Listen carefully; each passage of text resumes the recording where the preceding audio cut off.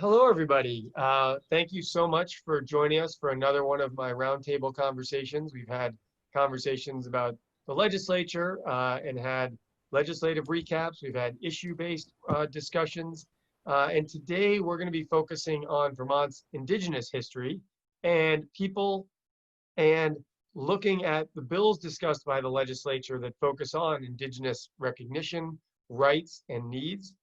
Joining me for this conversation, I've got three great folks. I'm going to give them each a moment to introduce themselves. The first is Representative Brian Cina from Burlington. Representative Cina.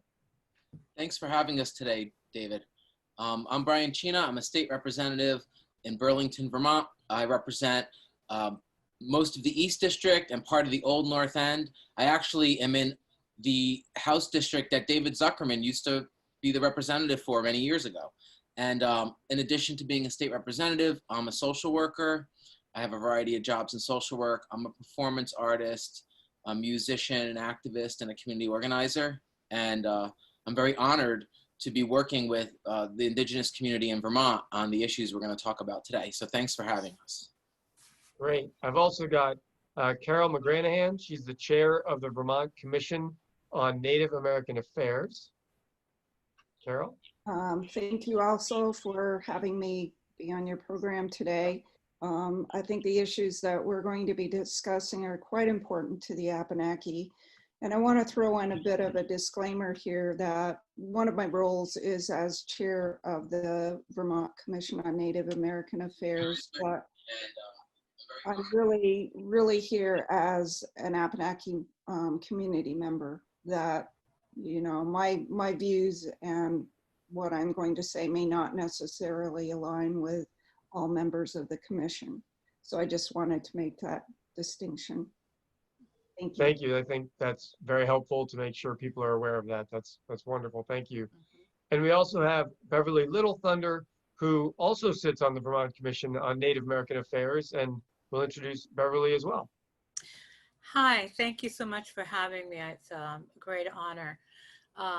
My name is Beverly Little Thunder, and I am a member of the Standing Rock Lakota band from North Dakota.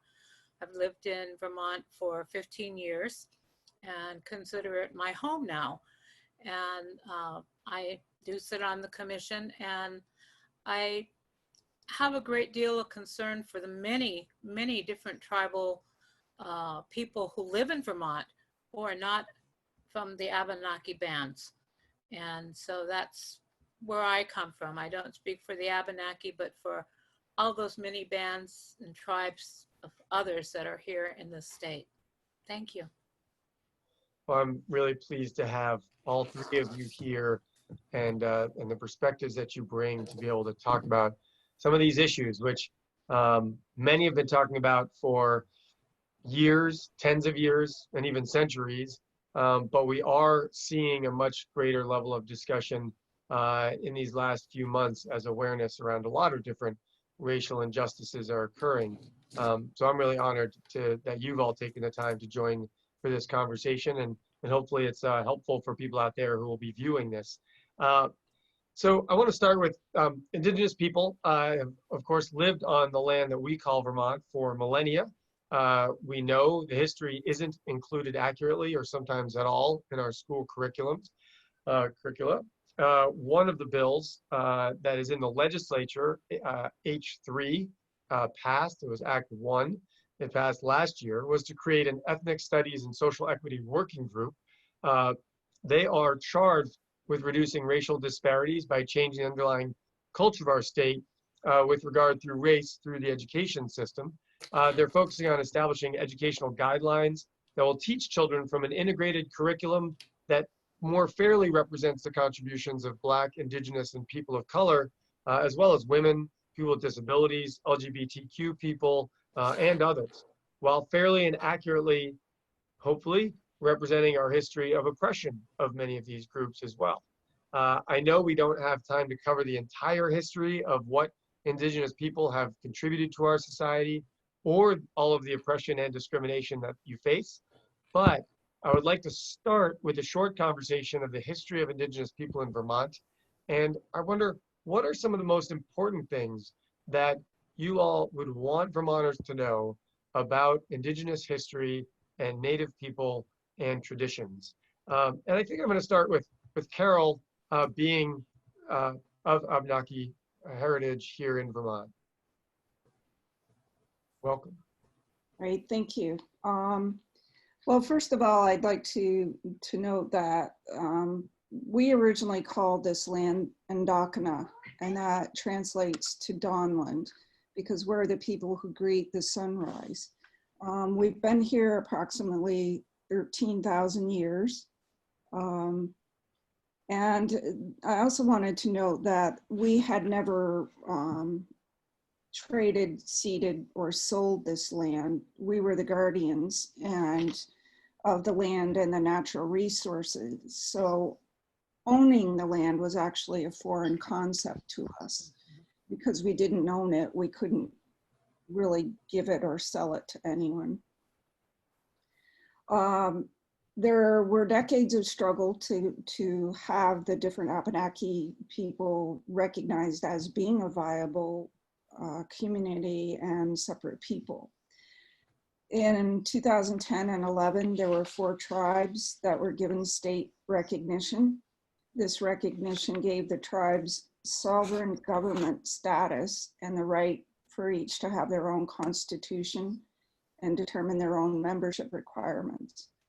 But it also gave members the right to sell our art as Native American made. And importantly, this was the beginning of a positive shift in perceptions of who the Abenaki are. Last year, the Commission on Native American Affairs worked with Representative Cina. If he doesn't mind, I'll call him Brian. He's been very instrumental. He's been a very strong ally for the Commission. Last year, we were able to get Indigenous Peoples Day passed into law, which was a huge, I think, a huge important step. And I do want to recognize that at some point there was discussion of calling that Abenaki Peoples Day. And we recognized, as did the legislature, that there are other Indigenous groups in Vermont, and we wanted to include them in that recognition also. We also worked with the Friends of the State House to install the recognition items in a display. So that's now on public view. Gives Abenaki a little bit more visibility and helps people understand a little of the history of where we are and where we were. We also worked with Brian on several bills this year, which I'm sure he'll expand on a little later. As far as the traditions that we have drumming and singing, which are forms of praying and communicating with our Creator and with our ancestors. Traditional art forms are still being taught. There's beadwork, basket making, storytelling. I've been taught to smudge. That is part of honoring Creator, Mother Earth, and all of our relations. And I think a part of that is recognizing for me that the relations include not just human people, but people of other forms, the trees, the land, the 4-leggeds, the 2-leggeds, the swimmers, the flyers, you know, the rooted beings. These are all humans too. They're just in a different, you know, they're in people in a different form. So part of my feeling is that these need to be honored in a way that has been overlooked in a lot of the cultures. It's respect and honor for all living things. So I know there are several other Indigenous peoples who live in Vermont, and I think Beverly can speak to those issues also. Thank you. Or Beverly. Oh, hi. Well, I came to Vermont 15 years ago. Oh, we just lost Hold on, Beverly. I think we lost your vocal somehow. Anybody else hear Beverly? Beverly, can you hear us? The microphone on your headset, Thing mate. is not doing well. There you go. We've got you now. Okay, I'm just not on, you don't see me. We do sort of see you. Might be best to turn off your video so the sound will work better. Okay, it just said meeting should start in a few seconds. We've got you, so go right ahead. Okay, fine. I moved here 15 years ago, and the Lakota people were always nomadic peoples prior to European intrusion. And so coming to Vermont was not unusual for Lakota.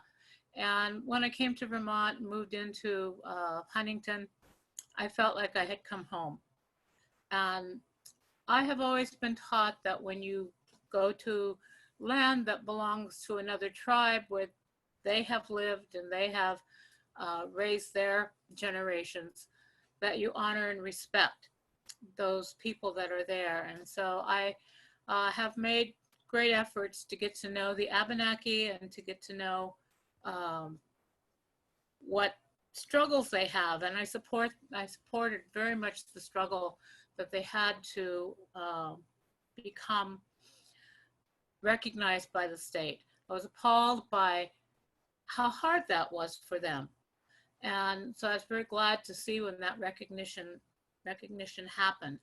I do continue doing Lakota ceremonies on the 101 acres we have in Huntington, and that's open to everyone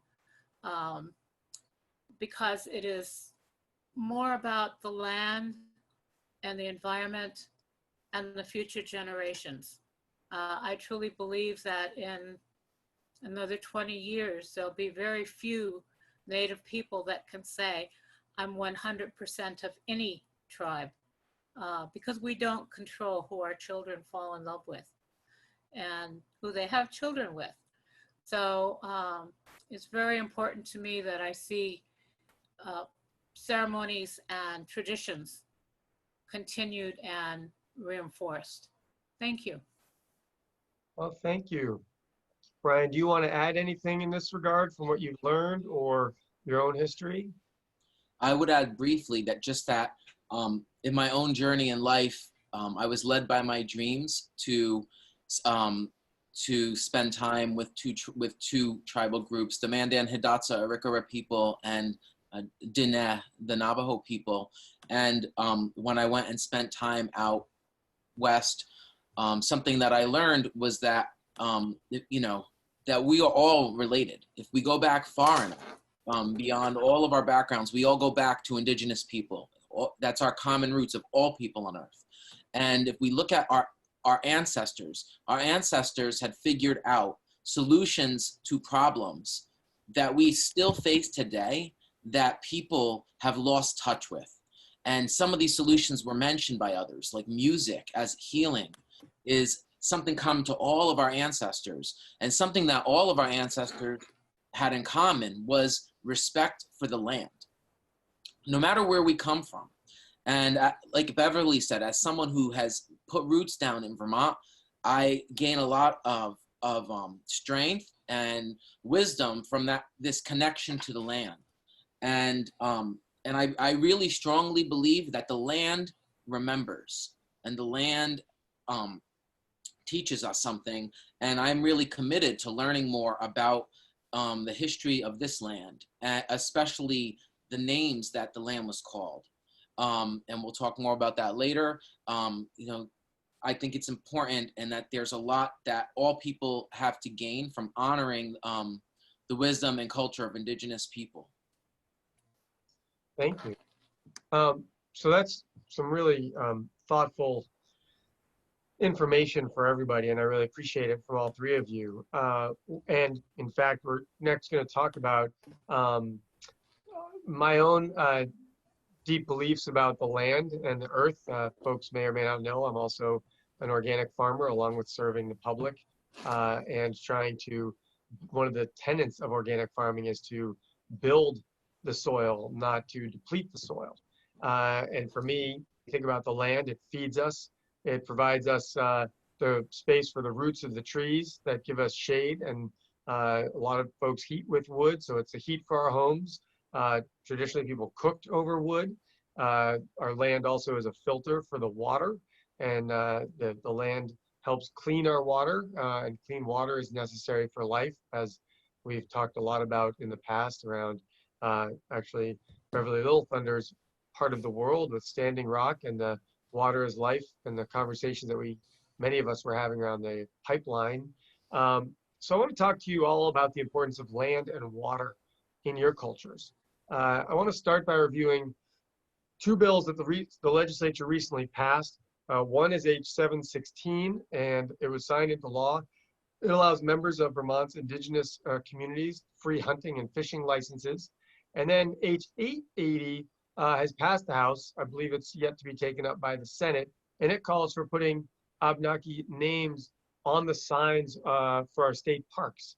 So I'm going to go with Brian first, because he's the legislator on this, and some of these are bills, but can you share a little more about each of these bills and technically what they do? And then I want to invite Beverly and Carol to share why these pieces of legislation are important from your perspective. But Brian.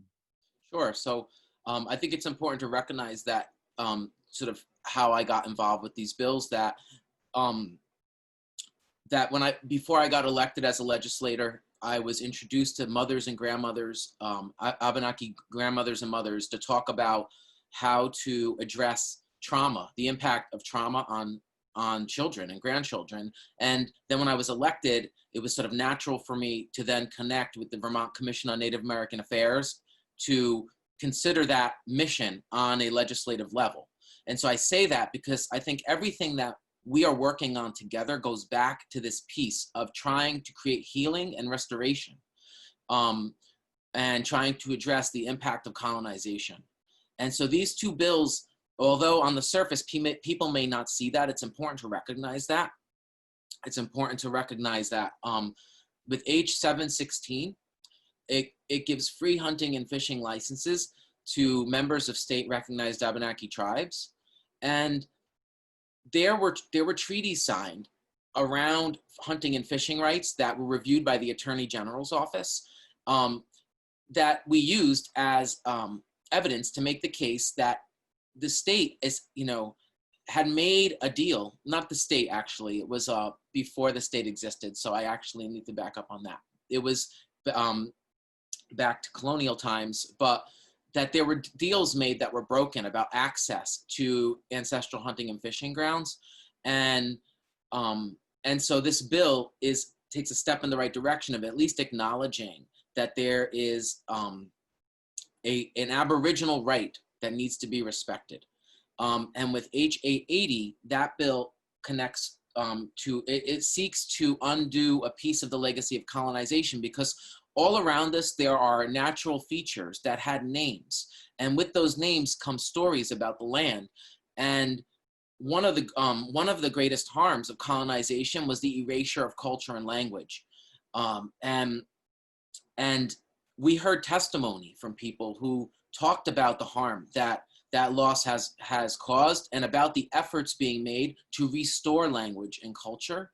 And so, although H880 might only affect state park signs, it's a step in the right direction of calling the land by its ancient names and showing people that alongside the colonial name, there is an Abenaki name for the place. And so I'd like to stop there and turn it over to others to share more about why this is so important from your perspective. Can we go to Beverly next, and then we'll finish with Carol?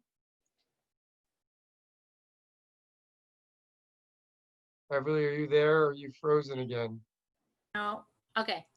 Yeah, it is so important that our families be strengthened. Colonialism has done a tremendous amount of harm to separate our families and to take away traditional roles. And some of our children need to know how to hunt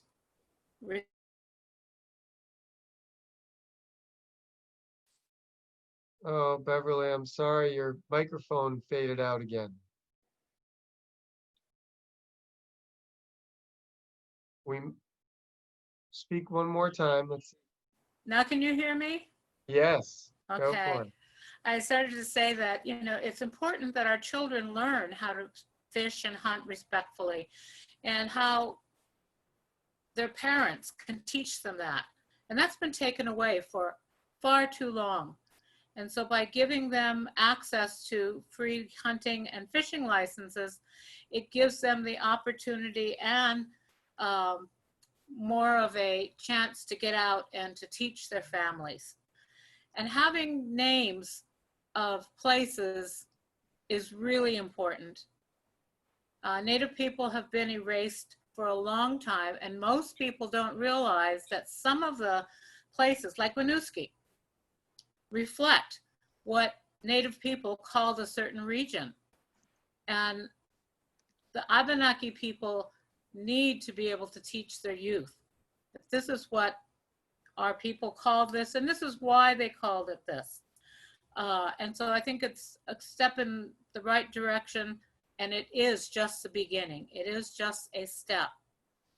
You know, forced sterilization, eugenics, even having to prove who you are is, you know, it's all a huge slap in the face and a step towards erasure of Indigenous people. And we exist, we live, we are here, our children are here. And these are bills that are going to help strengthen that stand in the eye of the public, because the public is certainly not being taught it in the schools. So thank you. That's right. And Carol.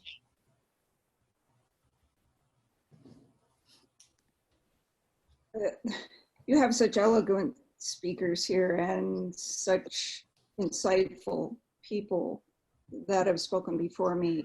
And the issues that they brought up about honoring the land, being able to teach our children traditional ways of hunting and fishing, and honoring whatever we take as another being who deserves to be honored and respected and thanked for their gifts to us.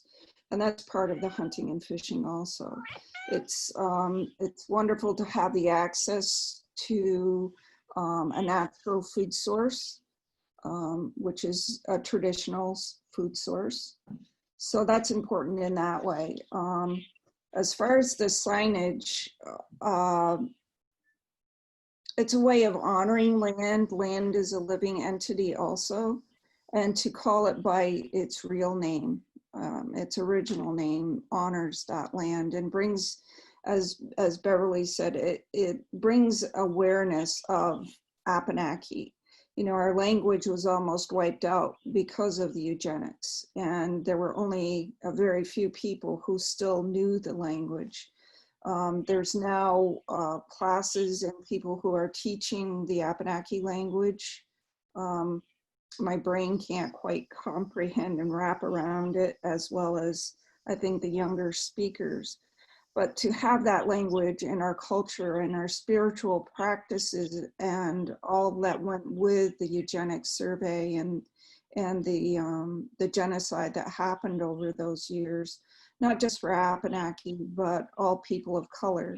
The eugenics survey was a very insidious way of really killing the Indian, so to speak. So to have the signage there and have the public aware of Abenaki language, and that they, you know, people were here before the colonizers, to maybe instill a little bit of awareness, but also a curiosity of who are Abenaki and what can we learn, because traditionally we were not here. The myth was that Abenaki, there were no Indians in Vermont, you know, that once it was made a state, that was the belief. So the history of who we are and what we've done and what was done to us has often been ignored. So I think as noted before, these are very small but very important steps toward helping create that atmosphere that we need to be more inclusive in the history that's taught. Thank you. I mean, we could talk about any one of these things for an hour each, but another issue around land is around sacred sites and spiritual practices and community buildings. Carol, you earlier spoke a little bit about how there was no ownership of land. So how could one seed land or sell land? And sacred sites, I think, and spiritual practices and community locations can be very important, both in present day and certainly to Indigenous cultures. Can you talk a bit about these activities, these locations? How are they currently owned, if they're owned, and or taxed?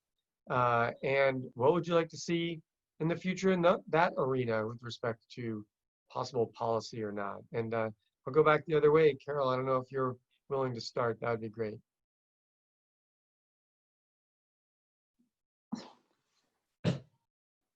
The land is a very important part of who Abenaki are, that connection, the spiritual connection, and being part of a circle. Man or woman, people aren't above any of the entities that live here with us in our space. So the spiritual connection with all is very important, and the land, Mother Earth, is very important. To stay grounded, to be who you are, to acknowledge that. There are a few sacred sites currently. For instance, Brunswick Springs has always been a sacred site for hundreds of years. And there's not one entity who owns the springs, but there is, Missisquoi is the guardian of that. But what that means is Abenaki still have to abide by all of the Vermont laws. So when it comes to property taxes or land taxes, we still have to pay them as any other Vermont resident. So the issue is, if these are sacred sites and people are given tax-free status, such as churches, for their sacred land, why are Abenaki as original inhabitants not given that same freedom from taxes? As a commission member, several times during my 4 years on the commission, we've had people approach us and say, we really want to give this piece of land back to the Abenaki. How do we do it?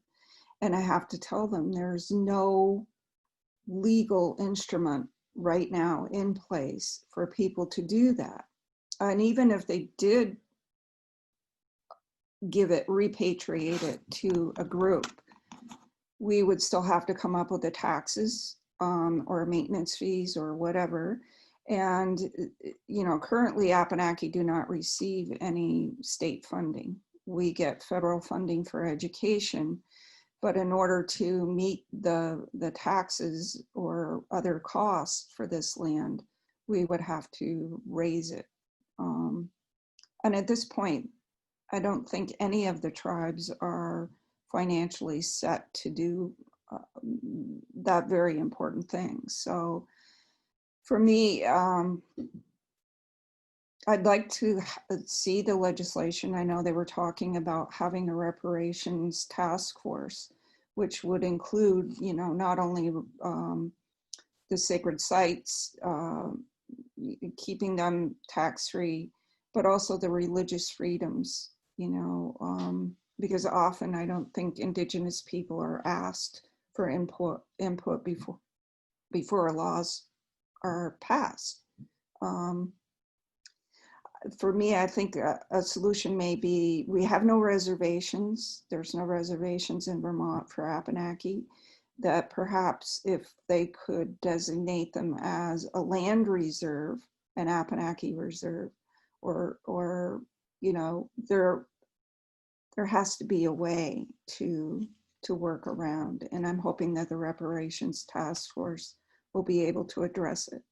It's a very complex issue and it's not an easy solution. So, with the COVID kind of interrupting everything, those sort of bills were put on hold for a little bit. And I'm hoping that they'll be taken up again once everything gets back on track. Thank you. Beverly? Let's see if we got sound working this time. Yes, I think that the land is really, really important to the Abenaki, and sacred sites are the heart of who the people are. There are traditions, there are burial sites that are extremely important. As with Carol, I don't believe that you can own land. I don't believe in owning land. That being said, my partner, my wife and I own 101 acres in Huntington. And when we pass, that land will not be divided up between my children and any of her heirs. Rather, it's going to go into trust to always be used for Native ceremonies. And we do have a ceremonial ground on our land, and we consider it sacred. We're totally off grid. We try our best to be good stewards of the land.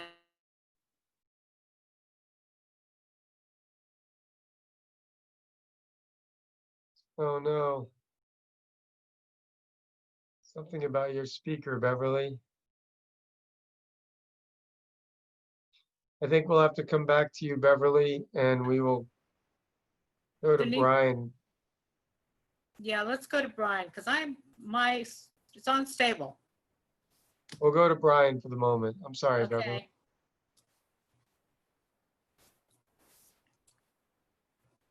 Brian, you're muted. Okay, I'm not muted now. So Beverly was talking about sacred sites, and she was talking about not only sites that might have been historically sacred, but a site that is now sacred, a site that's been reclaimed as a sacred place.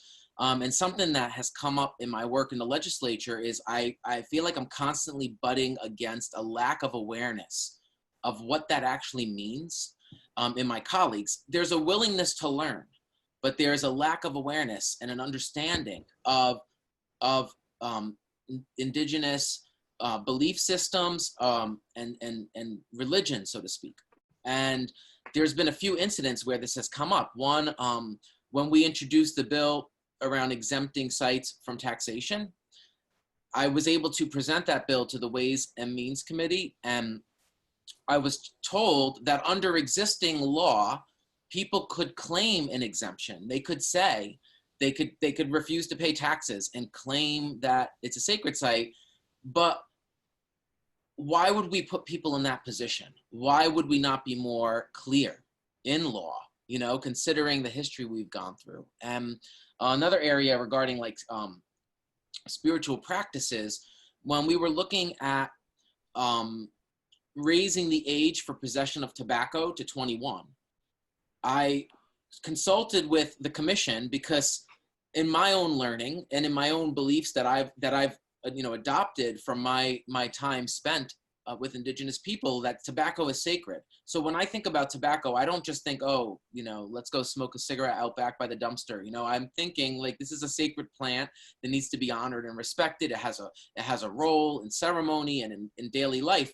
So when my colleagues were talking about raising the age of tobacco and talking about the plant tobacco like it's some demon, I felt compelled to reach out and to the commission, and we introduced an amendment to create an exemption so that families could teach children about the proper use of tobacco, and that children could possess tobacco in that context and not be criminals.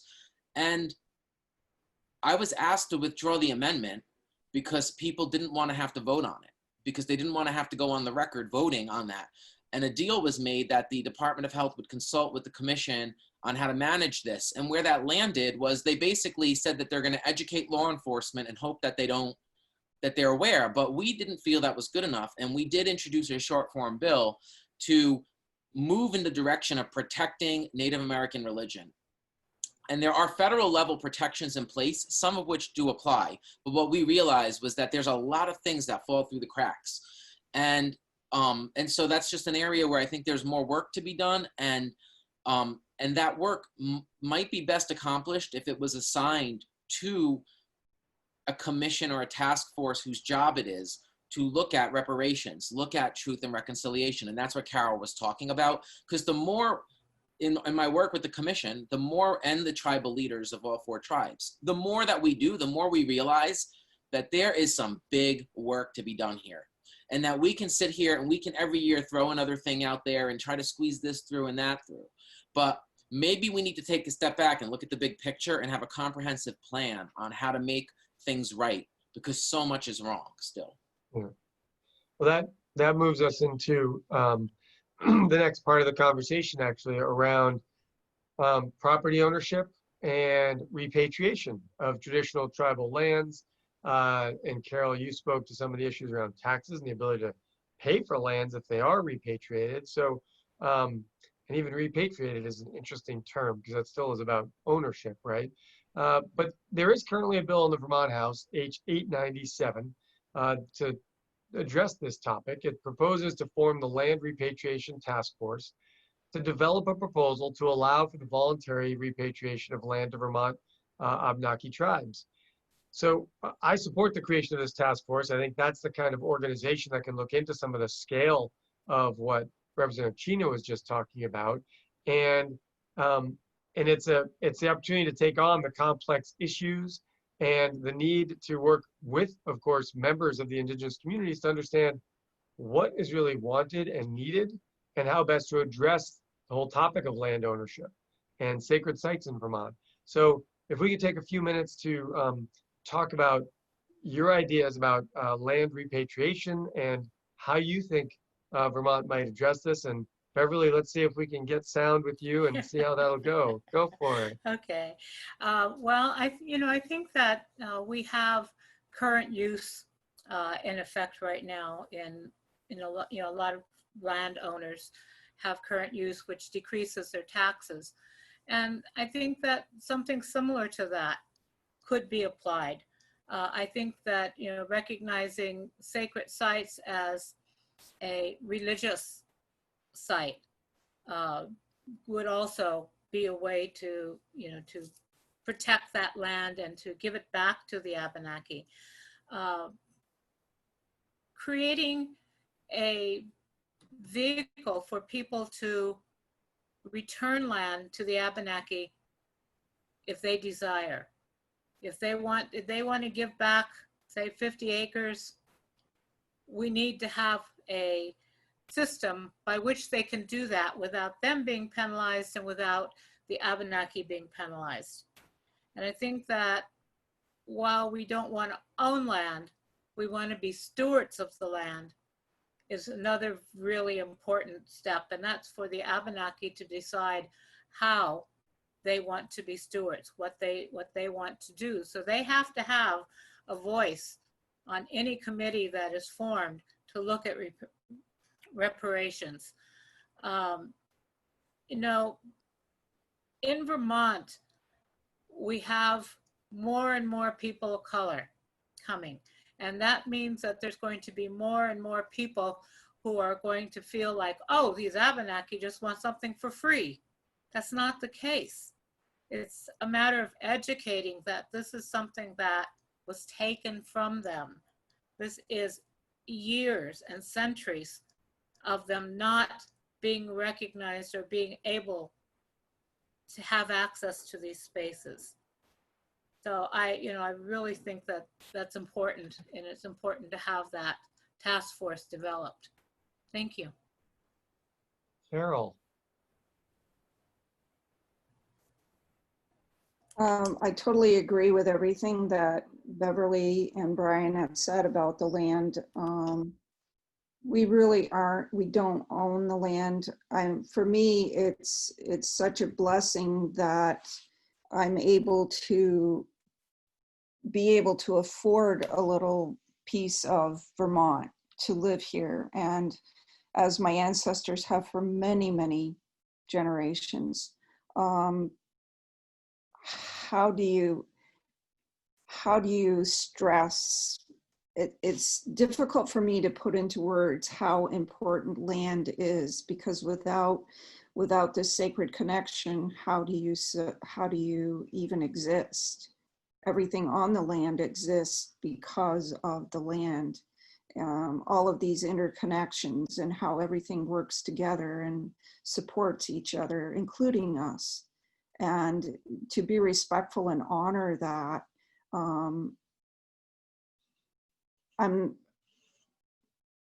I guess I'm at a loss of words, because it has been historically that, the land is there for everyone to take all they can from it, to, oh, well, use up the resources, move on, and good stewardship does not mean that.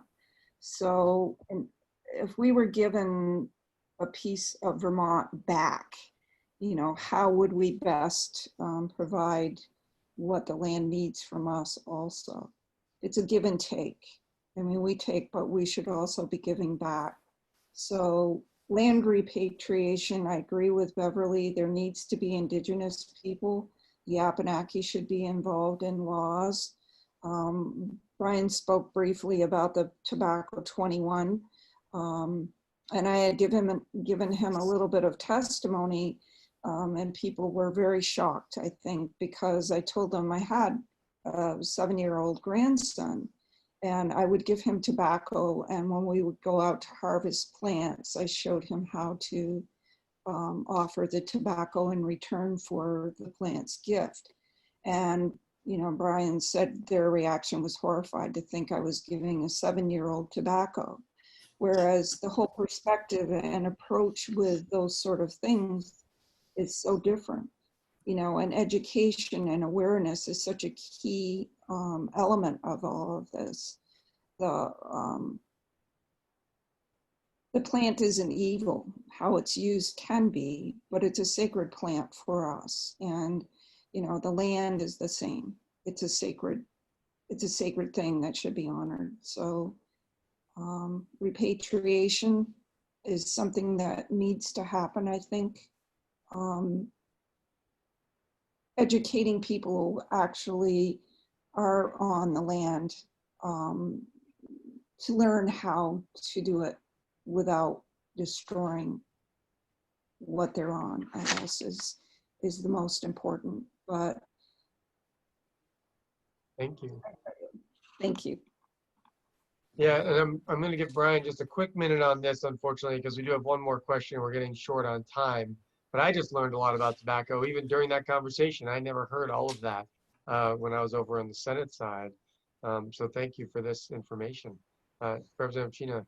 Yeah, what I'll add is just one of the as the legislator, my job is to be an advocate for the commission and to forward ideas and try to educate my colleagues and bring them along. And David, this is gonna sound familiar to you. One of the biggest concerns in our society is always money. The cost of things. Oh, what's gonna be the cost on our state's revenue? What will be the impact on the revenue of the state if we start not taxing these lands? And you know what I say to that, because this argument comes up a lot, I say, what has been the impact and the cost on Abenaki people of the state?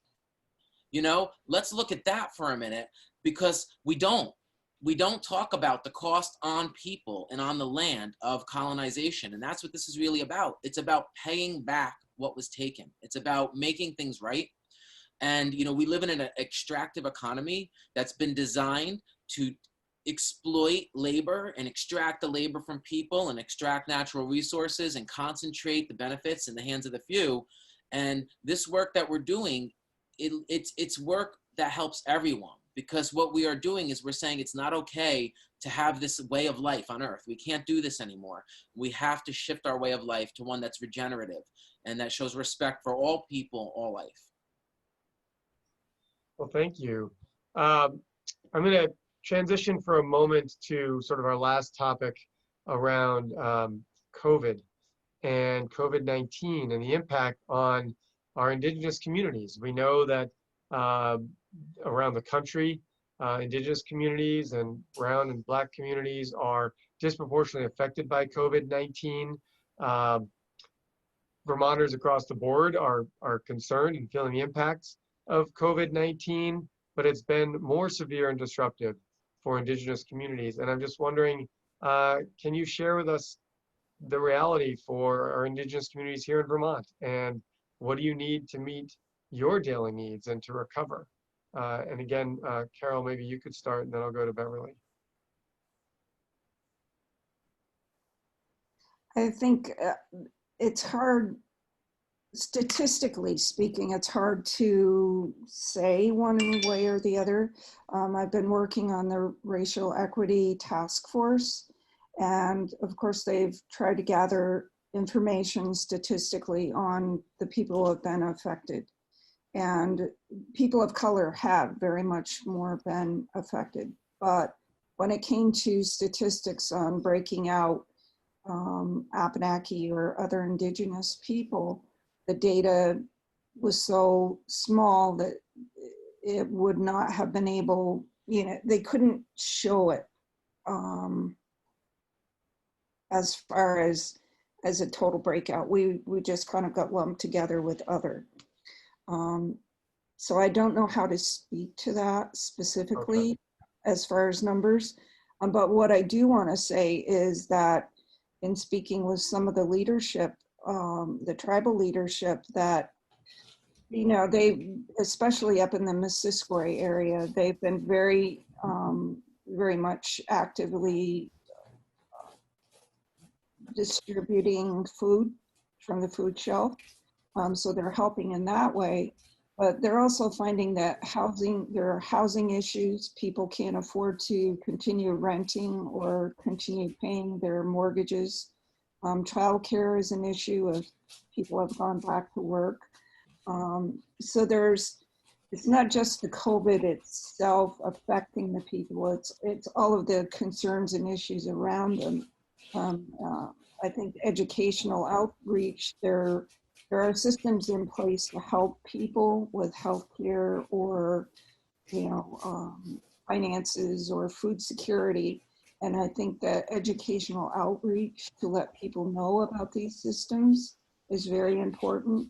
But I also think that people are in dire need of financial assistance so that they don't lose their homes and become homeless.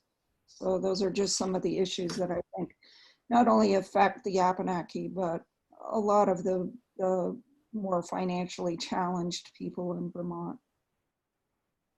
Thank you. And Beverly, do you want to offer some thoughts? Mm-hmm.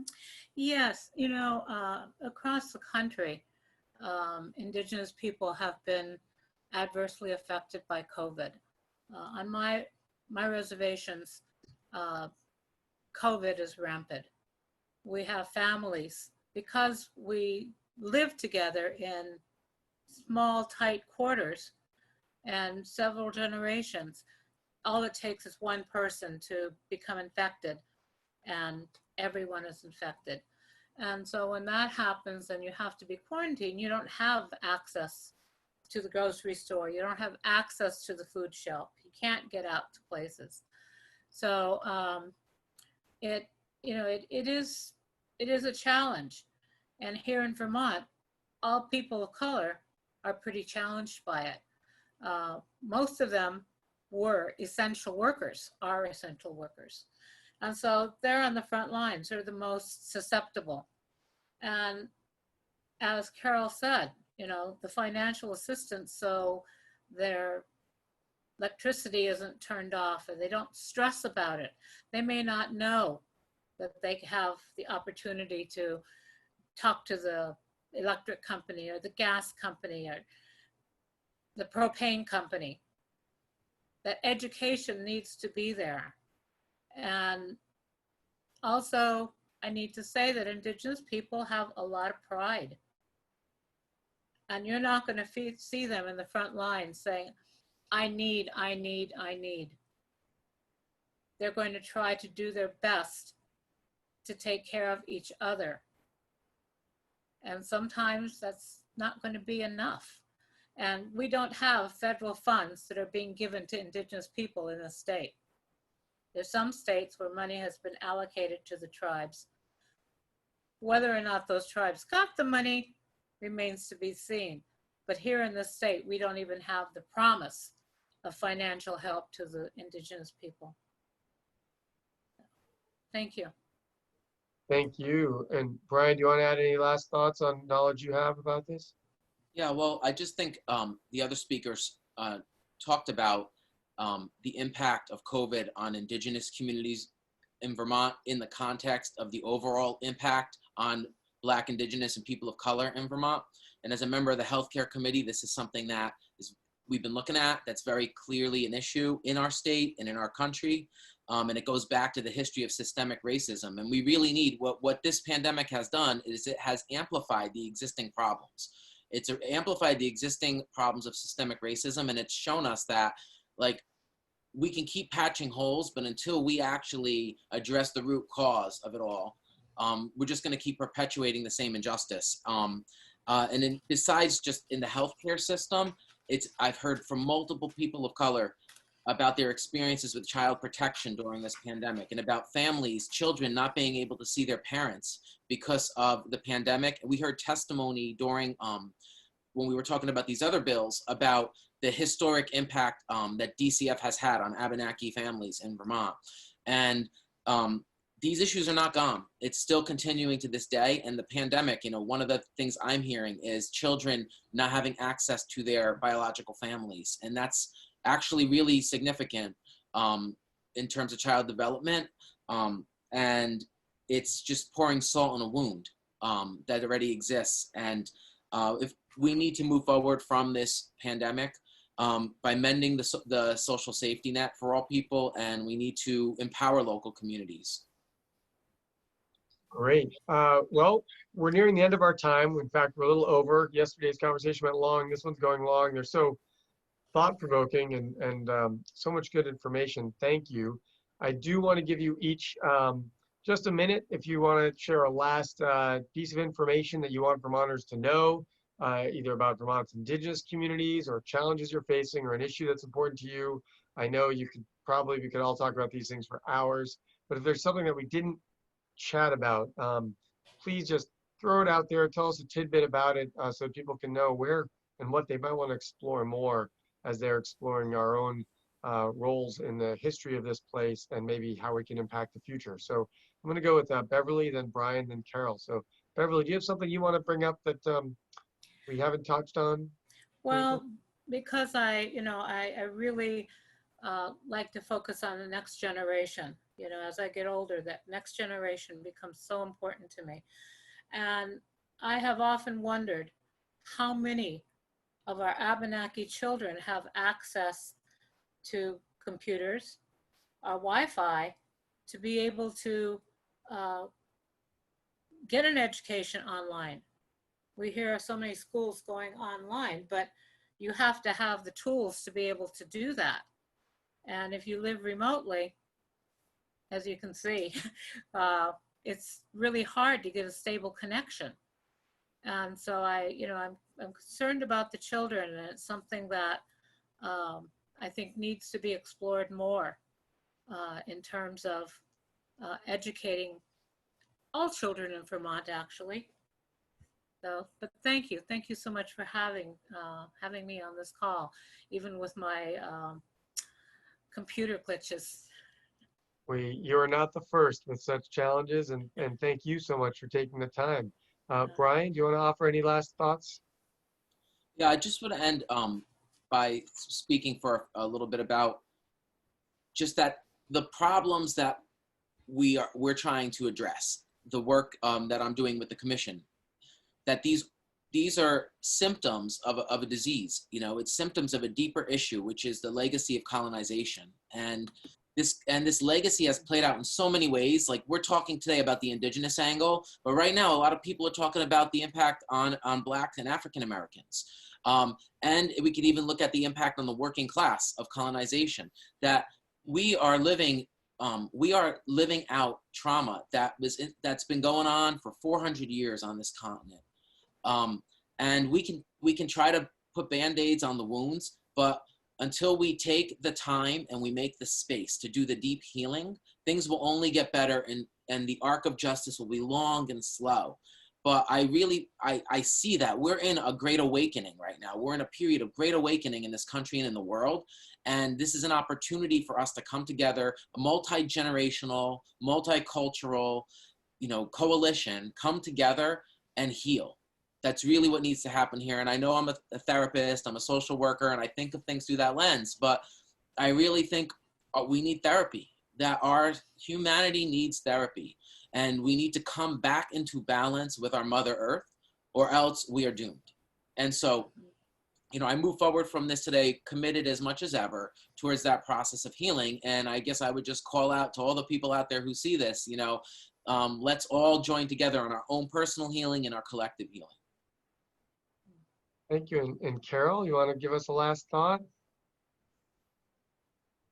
Well, first of all, I'd like to thank everybody who was part of the panel and for you initiating the chat. It's extremely important to everyone, all people of color, Abenaki included.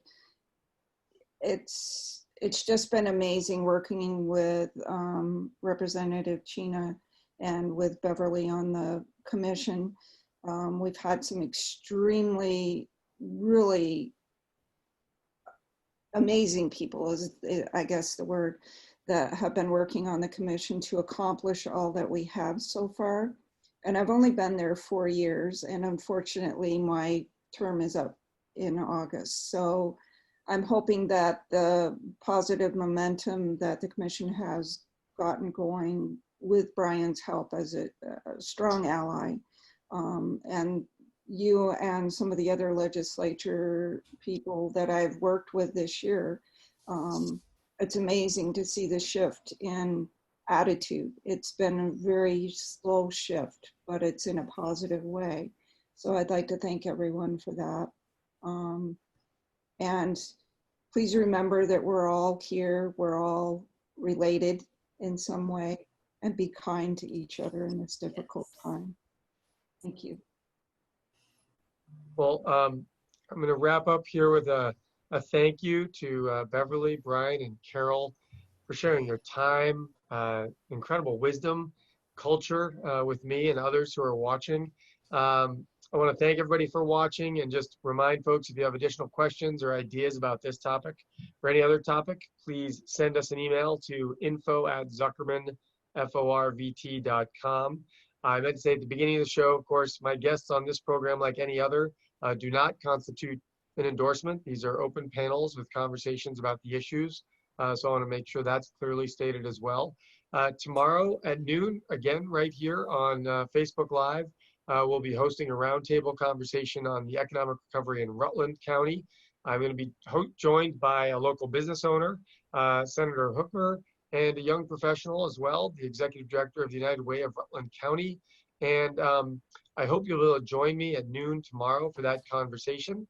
For more details on that event and for information on all my upcoming roundtable conversations and events, you can visit my website at zuckerman.com. And on the events page, you'll also find a link to the recordings and videos of all the past virtual events. Past topics have included updates on transportation legislation, issues in the Vermont CARES allocations, the CARES funding from the federal government, housing, broadband, education, schools reopening, and many, many others. And of course, you can find all those videos on my Facebook page, on the YouTube pages, which is at Zuckerman4VT. And again, thank you, all three of you, for joining me. Thank others for tuning in and for staying connected. Please reach out anytime.